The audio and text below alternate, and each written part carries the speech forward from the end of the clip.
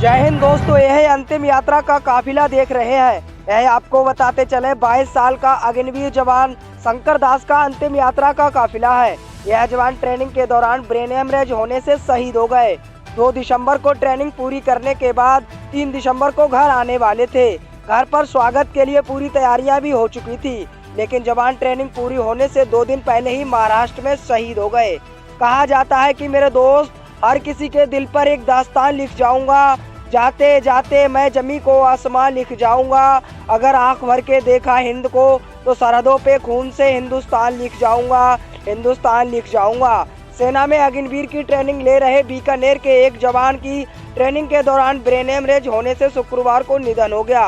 22 साल का ट्रेनी अग्निवीर जवान की 2 दिन बाद ट्रेनिंग पूरी होने वाली थी। इसी बीच शुक्रवार को शाम अचानक उनको ब्रेन हेमरेज हो गया। इसी बीच मौके पर ही जवान शहीद हो गए। जैसे ही शहादत की सूचना उनके घर पर मिली तो पूरे परिवार परिजनों का रो रो कर बुरा हाल हो गया। शहीद 22 वर्षीय अग्निवीर जवान शंकर दास का आज रविवार पार्थिव शरीर उनके पैतृक गांव पहुंचा, जहां पर पूरे राजकीय सैन्य सम्मान के साथ वीर जवान का दाह संस्कार कर दिया गया। शहीद अग्निवीर जवान शंकर दास मूल रूप से बीकानेर के रहने वाले थे। उनके पिता घर पर रहकर ही खेतीबाड़ी का कार्य करते हैं। शहीद अग्निवीर शंकर दास 1 साल पहले ही अग्निवीर योजना के तहत सेना में भर्ती हुए थे और लगातार देश के लिए ट्रेनिंग देते चले आ रहे थे। लेकिन अफसोस की बात यह है, शुक्रवार को शाम को जवान को ब्रेन हेमरेज हो गया और इसी बीच जवान शहीद हो गए। जवान के घर पर स्वागत के लिए तैयारियां चल रही थी, लेकिन जैसे ही शहीद की खबर उनके घर पर मिली तो स्वागत की तैयारियां मातम में बदल गईं और पूरे परिवार परिजनों का रो रो कर बुरा हाल हो गया। जवान के माता पिता बार बार बेहोश हो रहे थे।